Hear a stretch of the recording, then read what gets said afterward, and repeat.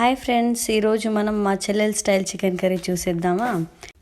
Pan పెట్టుకొని oil వేడైన తర్వాత అందులోకి పచ్చిమిర్చి అండ్ కరివేపాకు, ఉల్లిగడ్డ వేసుకొని అది బాగా మగ్గిపోయిన తర్వాత అందులోకి మనం నీట్గా కడిగి పెట్టేసుకున్న చికెన్ని యాడ్ చేసుకొని బాగా మిక్స్ చేసుకోవాలి. మిక్స్ చేసుకున్న తర్వాత అందులోకి టమాటా యాడ్ చేసుకోవాలి. టమాటా అండ్ దాంతోపాటుగా పసుపు యాడ్ చేసుకొని మళ్ళీ బాగా మిక్స్ చేసుకోవాలి.